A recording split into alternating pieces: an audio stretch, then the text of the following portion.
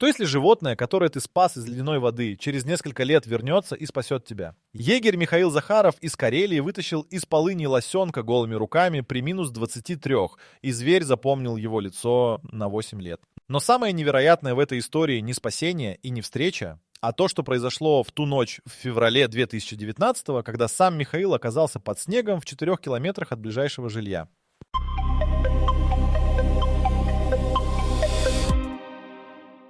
Декабрь 2011. Михаил Захаров объезжал угодья на снегоходе вдоль реки Суна, когда услышал треск льда и тонкий, почти детский крик. Он остановил машину, прошел 200 метров по берегу и увидел, в полынье барахтался лосенок не старше 3 месяцев. Лед вокруг проломился радиусом около 2 метров, мать стояла на берегу и не могла подойти. Под ней тоже начинал трещать наст. Михаил вернулся к снегоходу, взял веревку и лег на лед плашмя, распределяя вес. Полз на локтях 8 минут. Лосенок к тому моменту уже почти не двигался. Переохлаждение при минус 23 наступает у молодых животных за 20 минут. Михаил схватил его за передние ноги и потащил назад, ползком, не вставая. Лед трещал под ними обоими. Когда они добрались до твердого берега, лосенок не стоял на ногах. Михаил снял куртку, завернул животное и понес к снегоходу. Мать шла следом на расстоянии 10 метров и не нападала, что само по себе аномально. Лосихи в такой ситуации атакуют без предупреждения. Михаил привез лосенка на кордон, растер, отпоил теплой водой через тряпку. Через 4 часа тот встал. Наутро Михаил выпустил его у опушки, мать ждала там же, где он ее оставил. Он не дал лосенку имени. Не подкармливал, не приручал намеренно. По инструкции егеря обязаны минимизировать контакт с дикими животными, чтобы не нарушать их поведенческие паттерны. Михаил сделал только то, что требовала ситуация, и отпустил зверя обратно в лес. Но лес маленький. Угодья Захарова составляли чуть меньше 80 квадратных километров, и он объезжал их по одним и тем же маршрутам дважды в неделю на протяжении 8 лет. За это время он видел повзрослевшего лося не меньше 20 раз. Сначала предполагал, что это он, потом убедился в этом по характерному шраму на левом плече, оставшемуся после полыни. Бык вырос до 340 килограммов. Рога к 6-му году достигли ширины размаха в 1,5 метра. Каждый раз при встрече зверь не убегал, стоял, смотрел. Иногда подходил на 15-20 метров и снова уходил в лес. Коллеги Михаила считали это случайным совпадением. Да, дикий лось не должен подпускать человека так близко. Но Михаил замечал, зверь реагировал именно на него. Когда в угодье приезжал напарник или охотовед из района, лось уходил немедленно, не задерживаясь. Февраль 2019 выдался аномально снежным. За первые 2 недели месяца выпало осадков втрое больше нормы. 23 числа Михаил уехал на плановый обход и не вернулся к ночи.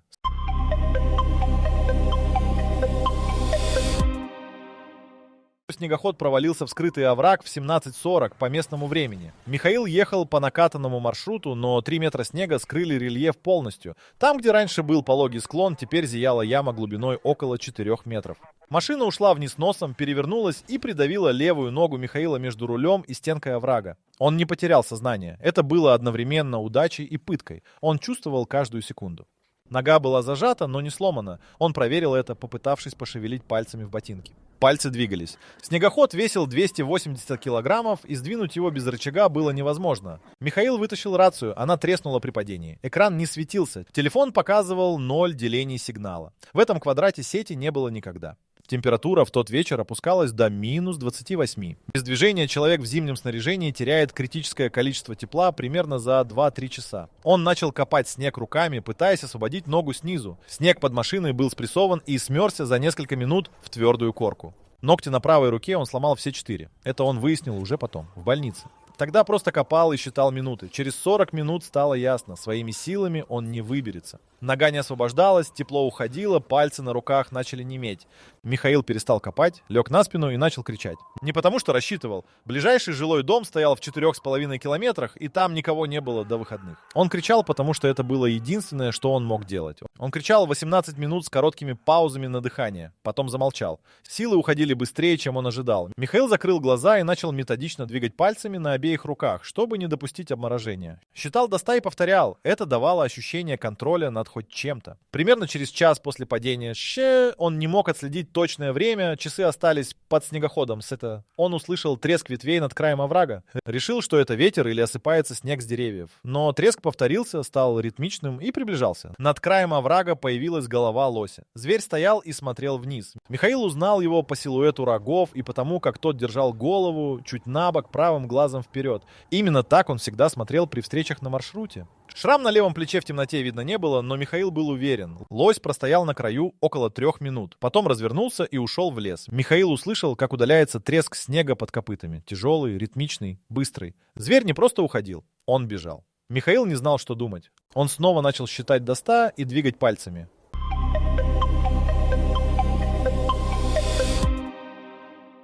Прошло еще 40 минут. Михаил досчитал до 123 раза и сбился. Пальцы на левой ноге он уже не чувствовал совсем. Та, что была зажата, онемела выше колена. Он перестал понимать, холодно ему или нет. А это был плохой знак. Когда человек перестает чувствовать холод, тело начинает отключать периферию, чтобы сохранить тепло для внутренних органов.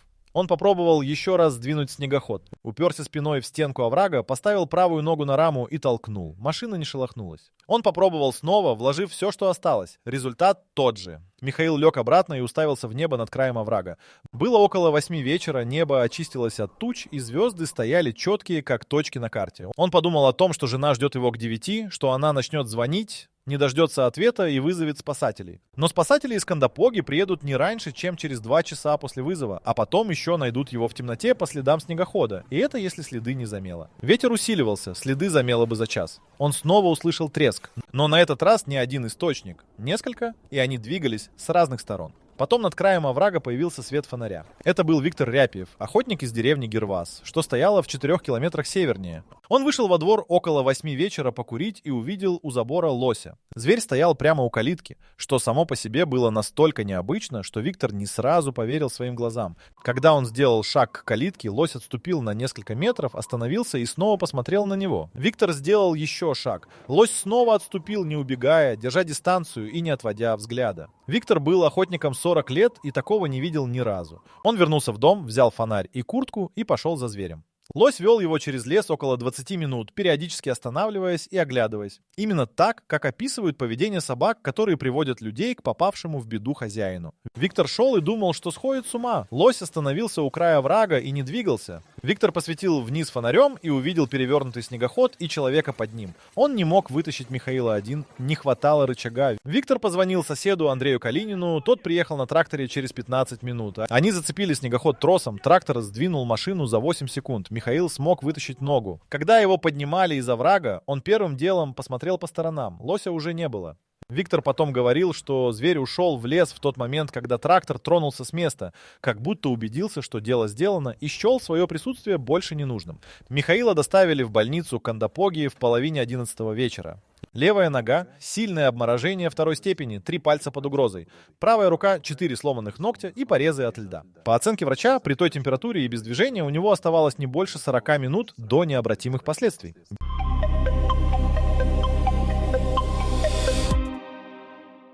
3 пальца удалось сохранить. Хирург Петр Савельев провел обработку обморожений и сказал, что еще полчаса, и ампутация была бы неизбежной. Михаил пролежал в больнице 9 дней. На 3-й день к нему приехала жена Наталья и привезла ноутбук. Он попросил сам, потому что хотел найти хоть какое-то научное объяснение тому, что произошло. Он читал статьи о когнитивных способностях лосей, об их памяти, о задокументированных случаях взаимодействия диких животных с людьми. Нашел несколько работ канадских биологов о том, что копытные способны запоминать конкретных людей по запаху и силуэту на срок до нескольких лет. Нашел описание случаев, когда олени и лоси возвращались к местам, где получили помощь. Но ни одного задокументированного случая, когда дикий лось целенаправленно привел человека на помощь другому человеку, он не нашел. На 5-й день в палату пришел Виктор Ряпьев, принес банку варенья из морожки и сел на стул у окна. Они проговорили 3 часа. Виктор рассказывал снова и снова, как стоял у калитки и смотрел на лося, как тот не убегал и не нападал, а именно ждал.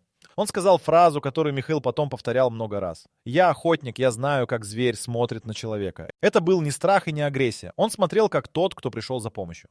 Виктор также сказал, что лось подошел к его забору со стороны леса, который граничит с угодьями Захарова. Прямое расстояние от оврага до дома Виктора составляло около 3 километров через густой лес. Зверь прошел это расстояние, нашел жилой дом, единственный в радиусе 4 километров с горящими окнами, и встал у калитки. Когда Михаил вернулся домой, история уже разошлась по району. Местная газета «Новая Кандапога» опубликовала заметку со слов Виктора. Потом позвонили с регионального телевидения Карелии.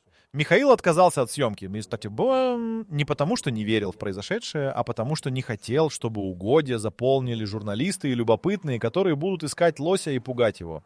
Он вернулся на маршрут через 3 недели после выписки. Нога еще болела, но врач разрешил легкие нагрузки. В первый же выезд, на 2-м часу объезда, он увидел лося на поляне у реки Суна, примерно в 2 километрах от того места, где 8 лет назад вытащил лосенка из полыни. Зверь стоял и смотрел на него. Михаил остановил снегоход и тоже смотрел. Они простояли так около 4 минут. Потом лось повернулся и медленно ушел в лес. Михаил записал время и место в рабочий журнал, как делал при каждой встрече с крупными животными. В графе примечания он написал одно слово – «живой».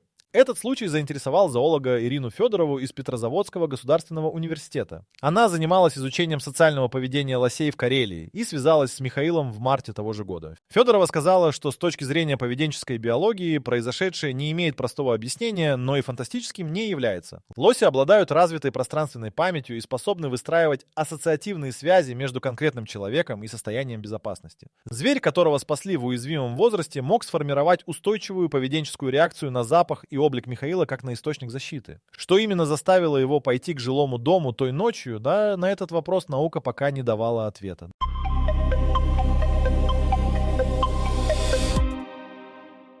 Федорова приехала в угодье Михаила в апреле 2019-го с 2 аспирантами и портативной фотоловушкой. Они установили камеры на 3 маршрутных точках, где Михаил чаще всего встречал лося, и начали наблюдение. За первые 2 недели камеры зафиксировали зверя 7 раз. Всегда в одних и тех же 3 местах, всегда в промежутке между 6 утра и 9. Но самое интересное случилось не с лосем. На 4-й день наблюдений одна из камер, установленная у замерзшего ручья в 1,5 километрах от кордона, зафиксировала другой эпизод. В 6:40 утра в кадр вошла лиса с явными признаками травмы. Она волочила заднюю левую лапу и не опиралась на нее совсем. Лиса остановилась у ручья, легла на снег и не двигалась 22 минуты. Потом в кадре появился Михаил на снегоходе. Он ехал по плановому маршруту и не знал о камере в этом месте. Он остановился сам, увидел лису, слез со снегохода и подошел пешком, медленно, боком, не глядя прямо на животное. Лиса не убежала. Михаил присел рядом на корточки и осмотрел лапу. Капкан.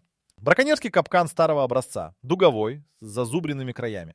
Лиса попала в него, видимо, ночью и шла с ним несколько часов, пока цепь не зацепилась за корень и не оборвалась. Сам капкан остался в лесу, но дуга сомкнулась на лапе и не разжималась. Михаил вернулся к снегоходу, достал из ящика инструменты. Аспиранты Федоровой, наблюдавшие за трансляцией с камеры на ноутбуке в машине в километре от места, в этот момент, по их словам, перестали дышать. Дикая лиса с болевым шоком и человек, который пытается разжать капкан голыми руками, это должно было закончиться укусом.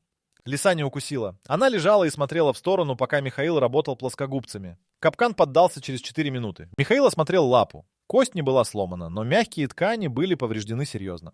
Он достал из аптечки бинт, намотал повязку поверх раны и отошел на 3 шага. Лиса встала, понюхала воздух и медленно ушла в лес, прихрамывая, но уже опираясь на лапу. Федорова позвонила Михаилу в тот же вечер и рассказала о записи. Он ответил, что снимает капканы браконьеров регулярно, это часть работы. На вопрос, часто ли дикие животные позволяют ему приближаться вот так, без сопротивления, он помолчал секунду и сказал: чаще, чем должны были бы. Федорова попросила разрешения опросить его подробнее. Михаил согласился, и в течение мая они провели 8 часов интервью, которые она записывала на диктофон. Из этих записей складывалась картина, которую сложно было объяснить случайностью. За 22 года работы егерем Михаил вытащил из различных ловушек, полыней и завалов 18 животных: лосей, лис, бобров, 1 медвежонка и 2 рысят. Ни разу не был укушен или атакован в момент помощи. Несколько животных он встречал повторно и фиксировал это в рабочих журналах. Не как нечто сверхъестественное, а просто как наблюдение. Бобер, которого он вытащил из-под упавшего дерева в 2014-м, жил в плотине в 100 метрах от кордона и не уходил оттуда 6 лет, хотя место было для него не самым удобным. Рысята, которых он снял с дерева после гибели матери в 2016-м и передал в реабилитационный центр, были выпущены обратно в дикую природу через год. И оба были зафиксированы камерами наблюдения в угодьях Михаила, хотя центр находился в 80 километрах от его территории. Федорова написала об этом статью. Она не утверждала ничего мистического, только фиксировала факты и ставила вопрос о том, способны ли дикие животные формировать долгосрочные индивидуальные предпочтения в отношении конкретных людей на основе единственного опыта взаимодействия.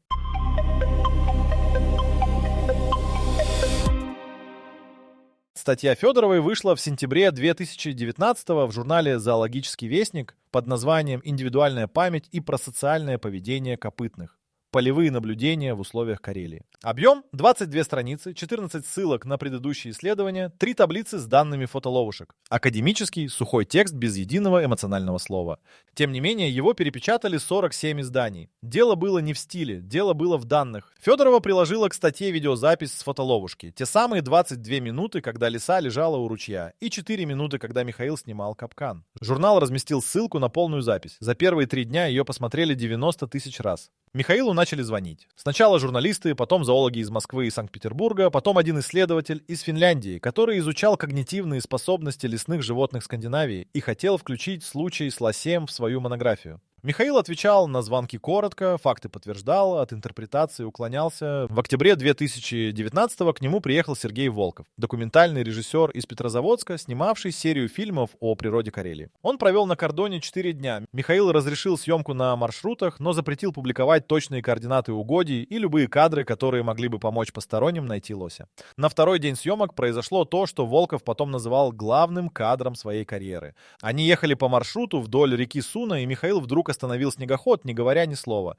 Волков не сразу понял, почему. Потом увидел, на краю поляны в 100 метрах стоял лось, огромный, с широкими рогами, левым боком к ним. Волков поднял камеру. Михаил сидел неподвижно. Зверь повернул голову и посмотрел прямо на них. Потом сделал несколько шагов в их сторону. Остановился на 70 метрах. Снова посмотрел. Михаил негромко сказал что-то. Волков не расслышал слов, только интонацию, спокойную и ровную, как будто разговаривал со знакомым.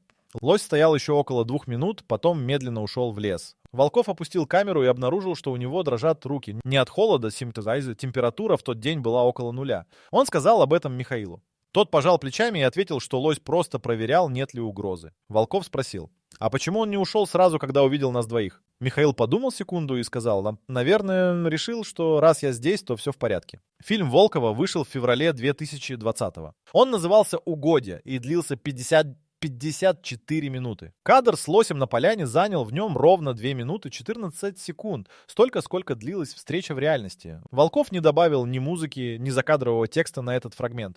Только естественный звук леса и негромкие слова Михаила, которые при монтаже удалось разобрать. Он сказал «Живой, живой, все хорошо». Фильм получил приз регионального кинофестиваля «Северная рифма» в номинации «Документальное кино». В обосновании жюри было написано «За точность взгляда и отказ от интерпретации там, где интерпретация была бы ложью». Михаил на церемонию не поехал. В тот день он был на плановом обходе. Ирина Федорова продолжила наблюдение за угодьями еще 2 сезона. За это время лось был зафиксирован камерами 112 раз. В 87 случаях из 112 он находился в радиусе 500 метров от маршрута Михаила. Ни разу. В зоне видимости посторонних людей без присутствия егеря.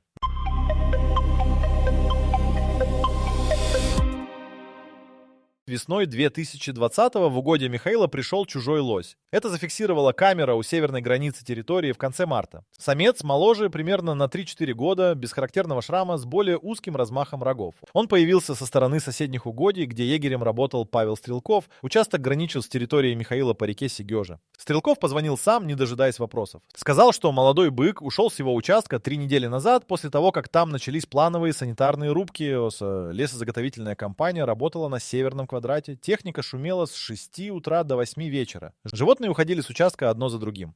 Стрелков не удивился, что лось перешел границу, удивило его другое. Молодой бык держался в угодьях Михаила не хаотично, как обычно ведут себя животные на незнакомой территории.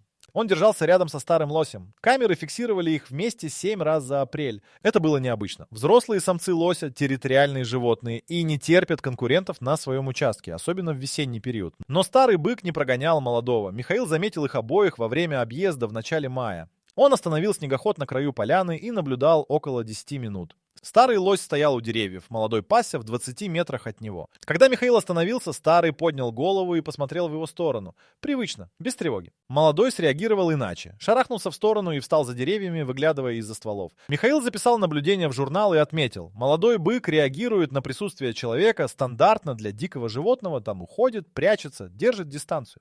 Старый – нет. Федорова, которой Михаил переслал запись из журнала, ответила в тот же день. Она написала, что это наблюдение потенциально важнее всего предыдущего. Если старый лось действительно не прогоняет молодого со своей территории, это само по себе аномалия для вида. Но если при этом молодой постепенно перенимает поведенческую модель старого в отношении человека, это уже совсем другой вопрос. Вопрос о том, передается ли индивидуальный опыт доверия между животными. Она приехала в июне с новым комплектом камер и установила дополнительные точки наблюдения. За лето молодой бык был зафиксирован рядом со старым 41 раз. К августу дистанция, на которую он подпускал снегоход Михаила, сократилась с 300 метров до 80. В сентябре до 50. Сам Михаил относился к этому спокойно. Он не пытался приблизиться к молодому намеренно, не менял маршрут, не останавливался дольше обычного. Просто ездил по своему расписанию и фиксировал то, что видел. В октябре он написал в журнале: «Молодой сегодня не спрятался, стоял открыто, смотрел, ушел сам, не торопясь». Федорова включила эти наблюдения в заявку на исследовательский грант. Она хотела установить на обоих животных спутниковые ошейники и отслеживать их перемещение в режиме реального времени. Грант одобрили в декабре 2020-го, но в январе 2021-го старый лось исчез. Камеры не фиксировали его 12 дней подряд, беспрецедентный перерыв за все время наблюдений. Михаил объехал всю территорию дважды. На 13-й день он нашел следы у южной границы угодий, лось уходил в направлении болот за рекой Суна. Следы были четкими, походка ровная, там зверь шел нормально, без признаков травмы или болезни. Михаил остановился у последнего следа, посмотрел в сторону болот и не поехал дальше. Там начинались чужие угодья, и по инструкции он не имел права продолжать преследование. Он записал координаты последнего следа, сфотографировал отпечаток и вернулся на кордон. Больше старый лось на камерах угодий Захарова не появлялся.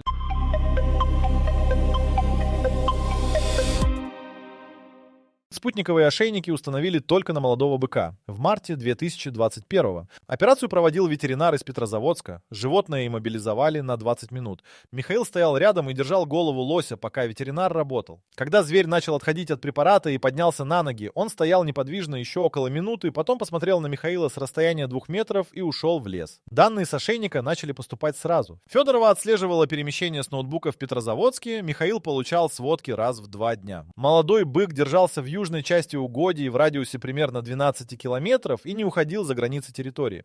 В мае пришли данные, которые Федорова не сразу решилась переслать Михаилу. Ошейник зафиксировал перемещение молодого быка за пределы угодий. На восток, через реку Суна, в направлении болот, куда ушел старый лось в январе. Молодой прошел 18 километров за одну ночь и остановился в точке, которую Федорова сначала приняла за ошибку геолокации. Потом проверила трижды. Ошибки не было. Молодой бык стоял в 120 метрах от места гибели старого. Охотовец соседнего района Константин Мерзляков нашел останки старого лося в феврале, через месяц после его исчезновения из угодий Михаила. Зверь погиб от волков в болотистом квадрате за рекой. Мерзляков составил акт, зафиксировал координаты и передал данные в районное управление Охотнадзора.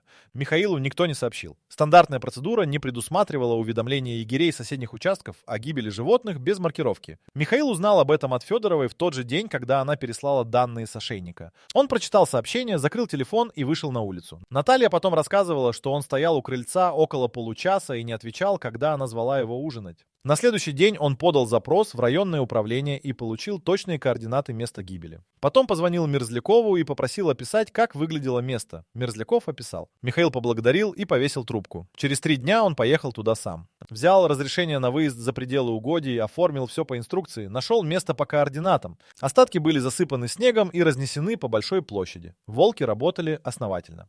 Михаил нашел фрагмент левой лопатки со шрамом, характерным в форме неровной полосы, оставленным краем полыни 8 лет назад. Он взял лопатку с собой. Это было нарушением инструкции. Биологические останки диких животных не подлежат изъятию без специального разрешения. Михаил знал об этом. Он все равно взял. Федорова узнала об этом и не стала поднимать вопрос официально. Вместо этого она позвонила и спросила только одно: как он себя чувствует?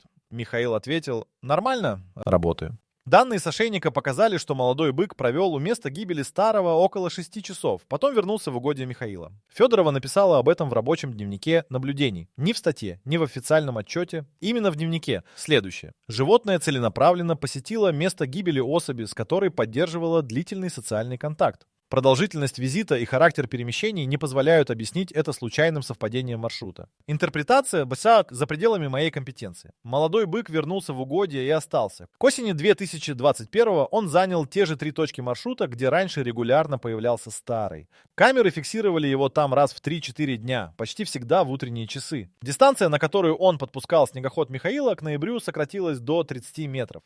Однажды в ноябре Михаил остановился на поляне у реки Суна. На том самом месте, где 8 лет назад он впервые вытащил лосенка из полыньи. Молодой бык стоял на краю поляны и смотрел на него. Михаил не двигался. Зверь сделал несколько шагов вперед, остановился на 20 метрах и снова замер. Они смотрели друг на друга около 3 минут. Потом лось развернулся и ушел в лес. Михаил записал в журнале время, место и расстояние. В графе примечания написал 2 слова. Помнит, продолжает.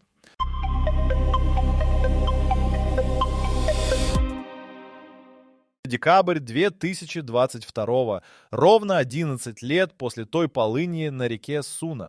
Михаил обежал маршрут в обычное время. Выехал в 6:30, температура минус 18, снег плотный и сухой. На 3-м часу объезда у поляны в 2 километрах от кордона он увидел молодого быка. Тот стоял открыто, не прячась, в 40 метрах от снегохода. Михаил остановился и заглушил двигатель.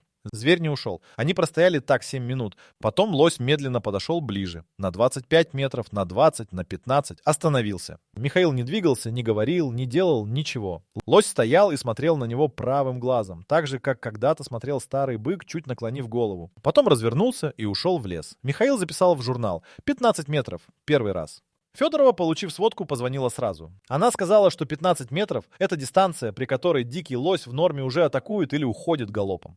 Добровольное сближение на такое расстояние с человеком, которого животное не знало с рождения и не получало от него корма, в научной литературе не описано ни разу. Михаил выслушал и спросил, что это значит. Федорова помолчала и ответила честно. «Я не знаю».